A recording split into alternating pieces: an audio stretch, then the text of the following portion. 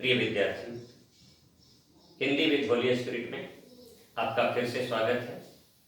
तो इधर पिछले 5 दिनों से हम अलंकार प्रकरण को लेकर चल रहे हैं। अलंकारों के प्रकरण में कक्षा 12 सामान्य हिंदी से संबंधित अर्थात अनिवार्य हिंदी से संबंधित जो अलंकार थे पाठ्यक्रम में, वे सब कल पूरे हो गए। आज हम जिन अलंकारों से प्रारंभ कर रहे हैं वे कला वर्ग के हिंदी साहित्य के विद्यार्थियों के पाठ्यक्रम के अनुसार है। हालांकि विज्ञान या वाणिज्य वर्ग के विद्यार्थी भी इन अलंकारों को एक बार देख लें तो उनके हक में अच्छा होगा, क्योंकि भले ही ये अलंकार उनके पाठ्यक्रम में नहीं है, परंतु उनकी पाठ्य पुस्तक में जो कविताएं हैं उन कविताओं में इनमें से कई अलंकार आए हुए हैं। इसलिए मैं चाहूंगा कि सामान्य हिंदी के विद्यार्थी भी इन अलंकारों को अगर एक बार अपने नजर से निकाल लें तो बेहतर होगा। तो आज इस क्रम में मैं जो सबसे पहला अलंकार लेकर आया हूं वह है अन्योक्ति। 8 अलंकार हिंदी साहित्य में भी आपको पढ़ने हैं और ये 8 अलंकार अर्थालंकार भी है। तो आपके पाठ्यक्रम का पहला अलंकार है अन्योक्ति। अन्योक्ति अर्थात अन्य धन उक्ति। अन्य यानी दूसरा या दूसरी, उक्ति यानी बात। बात कुछ और कही जाए और अर्थ उसका कुछ और निकले। आपने वो पंक्ति सुनी होगी ना, कहीं पे निगाहें कहीं पे निशाना, वही बात यहां आती है। अन्यार्थक कथन के द्वारा जब कोई अन्य बात कही जाए तो वहां अन्योक्ति अलंकार होता है। कहने का मतलब, जैसे कि मैंने पहले ही बताया था आपको कि अर्थालंकारों में और खासकर सादृश्य मूलक अलंकारों में उपमेय और उपमान ये 2 तत्व होते हैं। और मैंने आपको बताया था कि उपमेय यानी प्रस्तुत और उपमान यानी अप्रस्तुत। तो जहां इसमें क्या है, अन्य उक्ति अर्थात अन्योक्ति। कुछ लोग इसे अर्थांतर न्यास अलंकार भी कहते हैं। और ज्यादा प्रचलन में है अन्योक्ति अलंकार। अन्योक्ति में अर्थांतर न्यास नहीं, अप्रस्तुत प्रशंसा, अप्रस्तुत प्रशंसा अलंकार भी कहते हैं कुछ लोग इसे, जबकि ज्यादा प्रचलन में है अन्योक्ति। तो अप्रस्तुत कथन के माध्यम से जब प्रस्तुत का संबंध बताया जाए तो वहां अन्योक्ति अलंकार होता है। देखते हैं इसकी परिभाषा।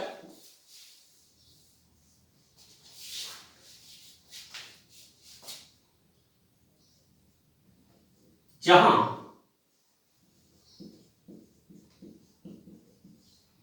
अप्रस्तुत कथन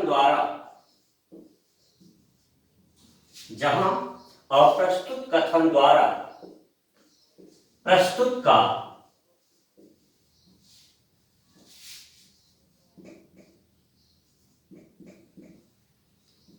बोध कराया जाए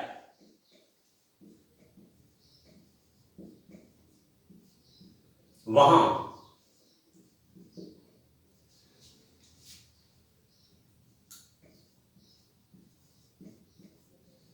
अन्योक्ति अलंकार होता है।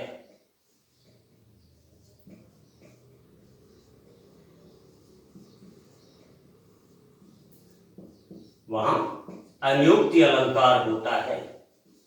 अब हम देखते हैं कैसा कथन किया गया, अप्रस्तुत कथन। अप्रस्तुत क्या है, उपमान।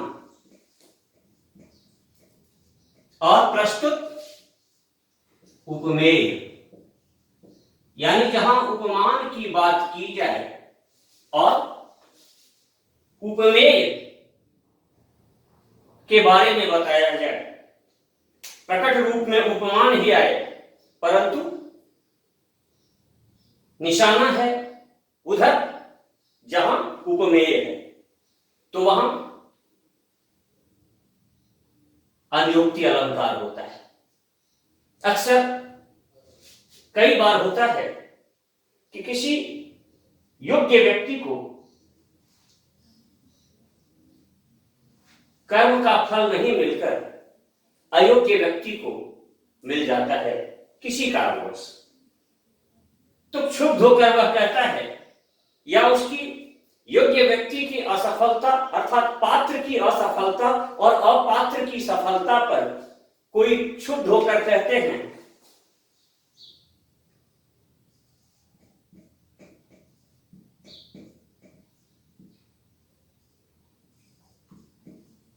घोड़ों को नहीं मिलती घास,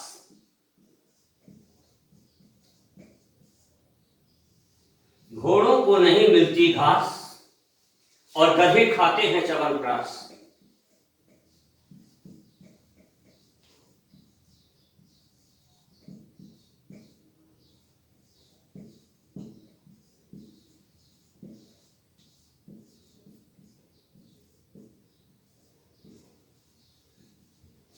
घोड़ों को नहीं मिलती घास और गधे खाते हैं च्यवनप्राश।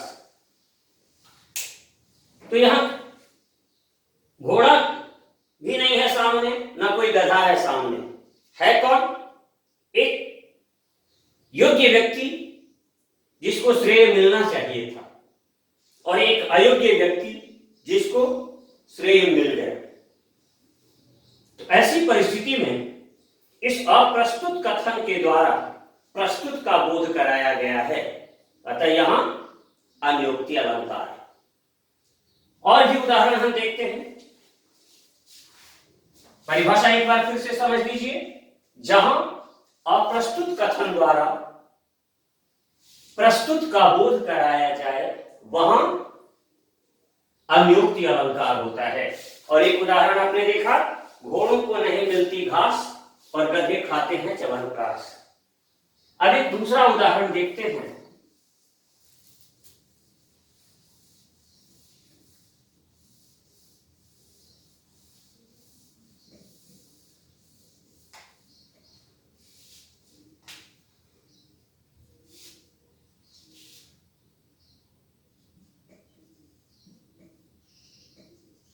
को छूट्यो इहि जाल पड़ी,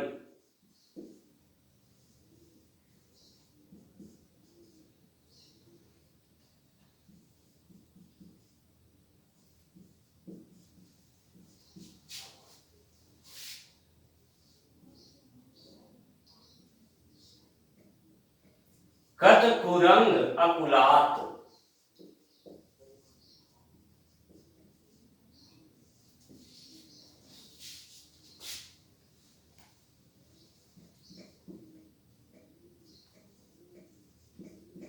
ज्यों ज्यों सूरज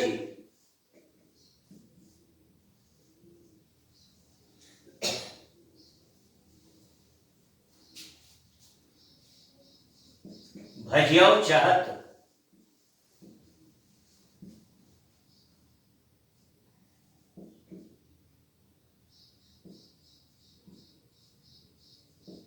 त्यों त्यों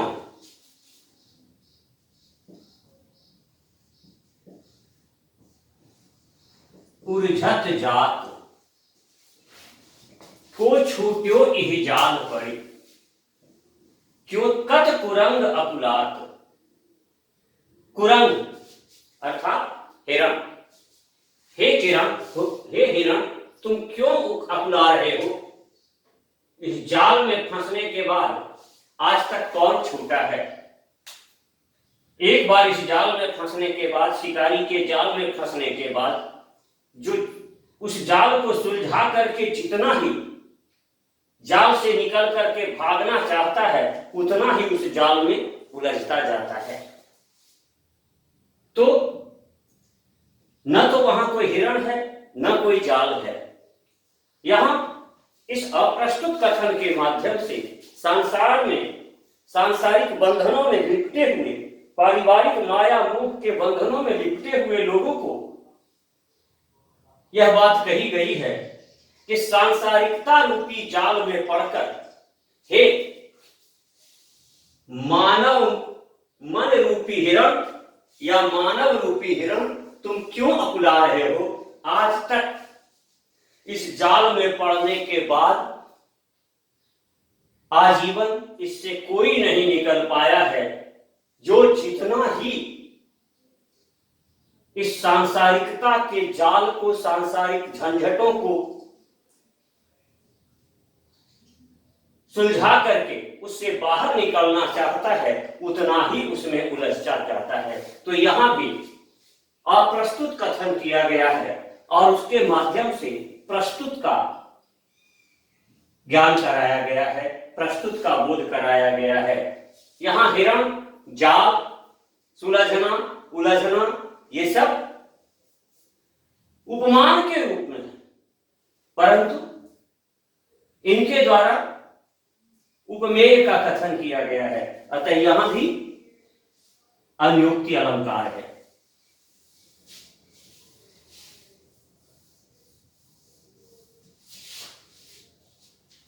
एक उदाहरण और देख सकते हैं हम।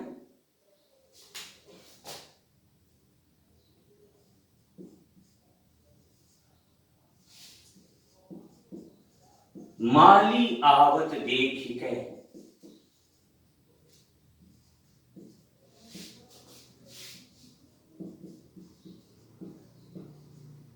कलियन करी पुकार,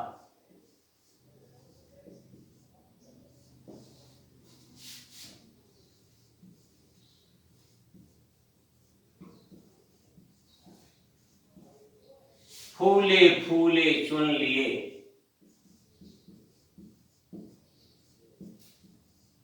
काली हमारी बात।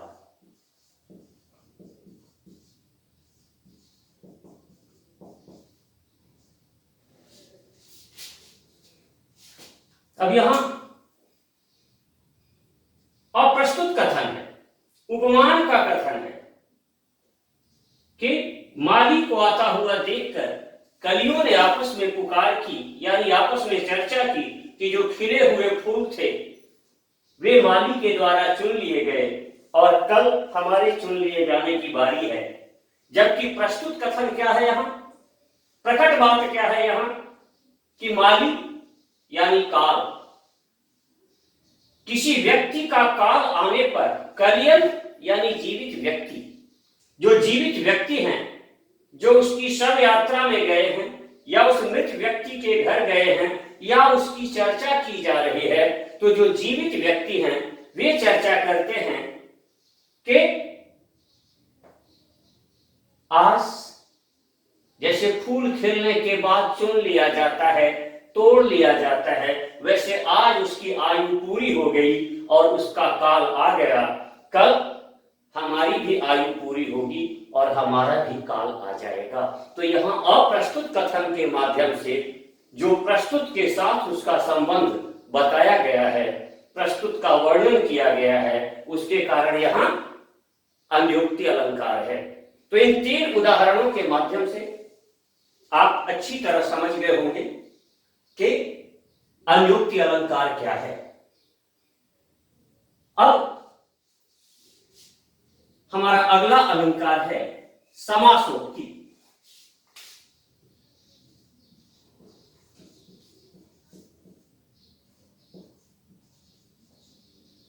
समासोक्ति यह अनियोक्ति का ठीक उल्टा है। अनियोक्ति में क्या था, अप्रस्तुत के वर्णन द्वारा प्रस्तुत का बोध कराया गया था। यह ठीक उल्टा है। इसमें प्रस्तुत के वर्णन द्वारा अप्रस्तुत का बोध कराया जाता है। तो इसकी परिभाषा हम इस प्रकार ले सकते हैं, समासोक्ति यानी समास धन उक्ति। पर यहां इसका जो अर्थ या इसकी जो परिभाषा होगी प्रसंगगत अर्थ जो समासोक्ति का होगा, वो समास का अर्थ वैसे होता है योग, मेल, संक्षिप्तता और उक्ति अर्थात बात। सामान्य अर्थ तो संक्षिप्त उक्ति या किसी के योग से बनी हुई उक्ति, पर यहां इसका जो प्रसंगगत अर्थ होगा एक अलंकार के रूप में, वह यह कि जहां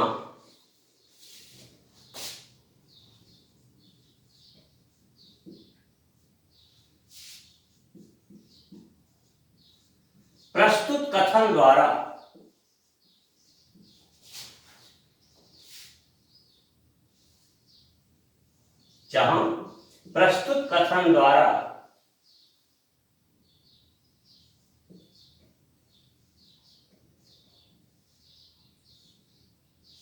समान विशेषणों के कारण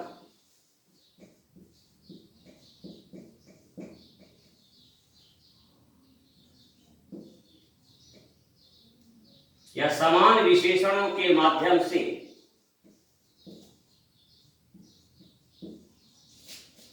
अप्रस्तुत का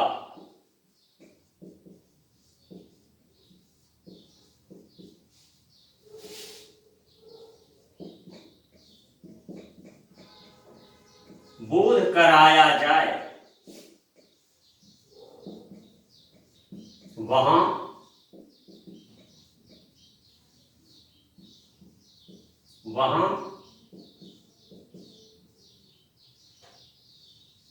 समासोक्ति अलंकार होता है।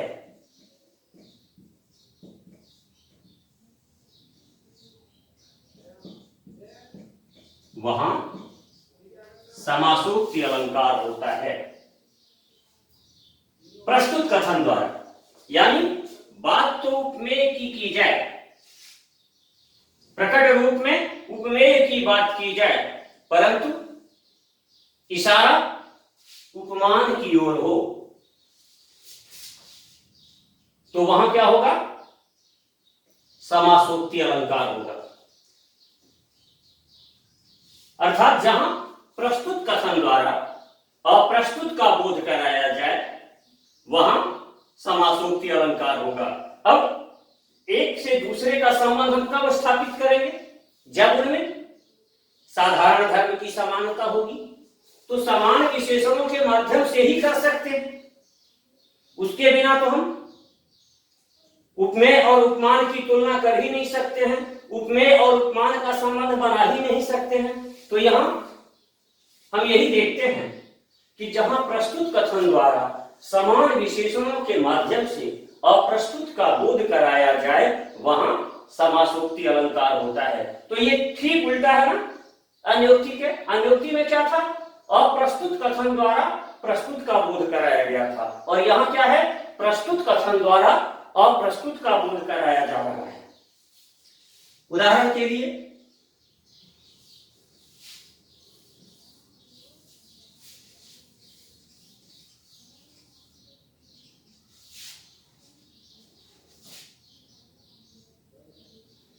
मलिक मोहम्मद जायसी के पद्मावत महाकाव्य का एक अंश है।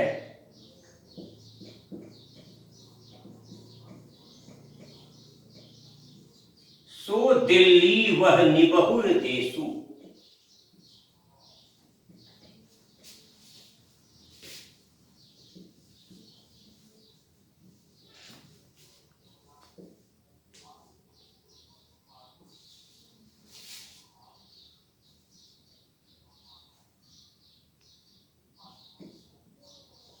कोई न बहुरा, कोई न बहुरा कहे संदेशु।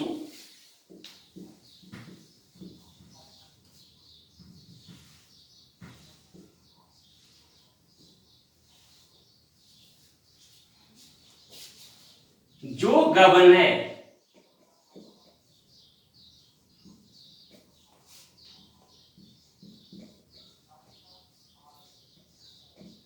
सो तहां कर करी होई, तहां कर होई।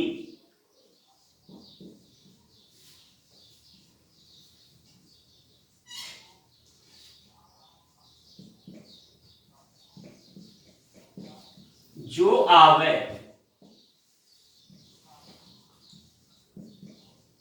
कछु जान न सोई।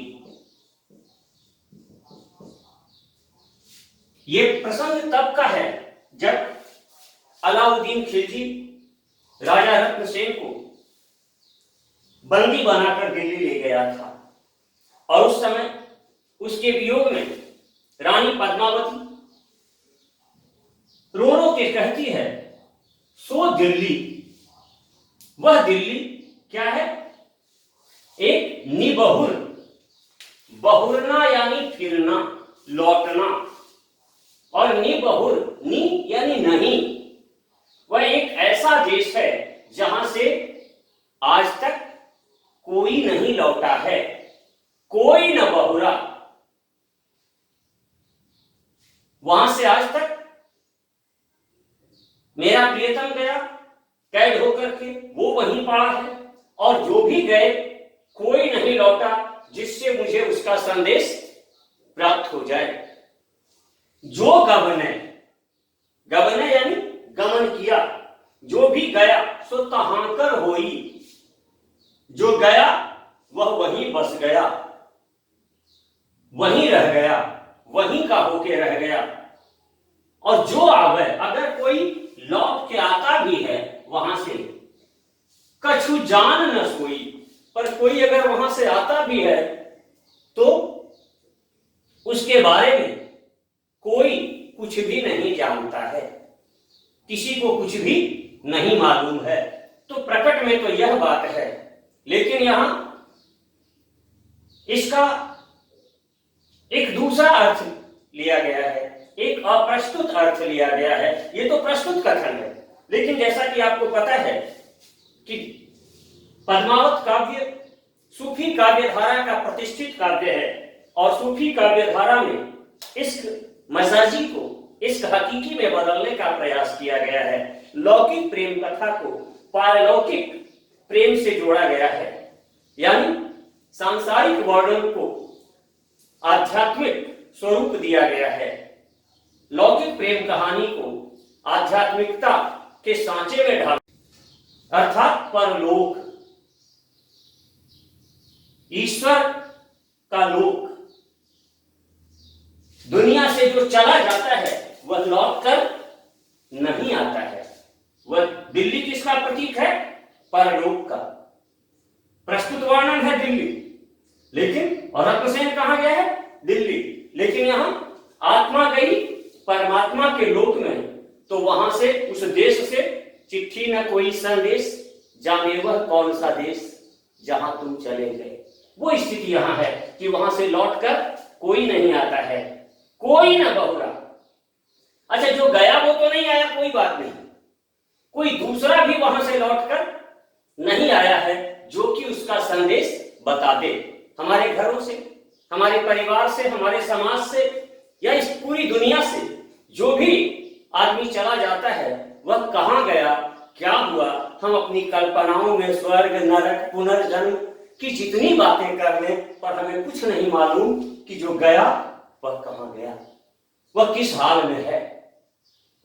कोई न बहुरा कहे संदेशु, जो गबने, आज तक जो भी गया इस दुनिया से उस दुनिया में वह वहीं रह गया। सो तहां कर होई, वह वहीं का होके रह गया, वह लौट के यहां नहीं आया। और जो आवे, लेकिन जो आता है यानी जन्म लेता है, इस दुनिया में जो नया व्यक्ति जन्म लेता है वह भी उसी परमात्मा के द्वारा भेजा जाता है, वह भी उसी परमात्मा के लोक से आता है। लेकिन हो सकता है वह पूर्व जन्म में यहां कहीं रहा हो, लेकिन क्या क्या घटनाएं हुई या वहां क्या बातें होती है उस बच्चे को नहीं मालूम है कि स्वर्ग लोक की स्थिति क्या है, वहां कौन रहते हैं, वहां का वातावरण कैसा है। जो हमारी कल्पनाओं में बातें कही गई हैं, क्या वे सच्ची हैं या उनमें कोई काल्पनिकता है। तो यहां पर हम देखते हैं कि प्रस्तुत कथन के माध्यम से अप्रस्तुत का वर्णन किया गया है, अर्थात अतः यहां समासोक्ति अलंकार है। एक और उदाहरण हम इसका देख लेते हैं, छोटा सा।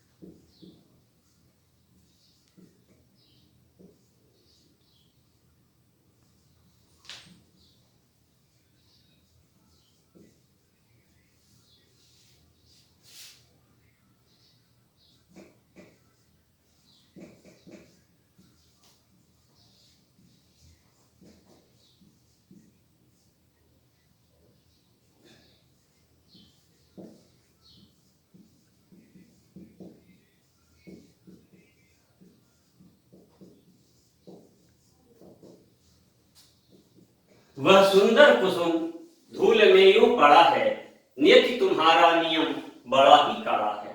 वह सुंदर कुसुम धूल में यूं पड़ा है, नियति तुम्हारा नियम बड़ा ही कड़ा है। अक्सर हम देखते हैं कि फूल खिलने के बाद मुरझा के गिर जाते हैं और धूल में पड़े रहते हैं। जो कल डाली की शोभा बढ़ा रहे थे, आज धूल में पड़े असहाय अवस्था में अपनी दुर्दशा पर आंसू बहाते हैं।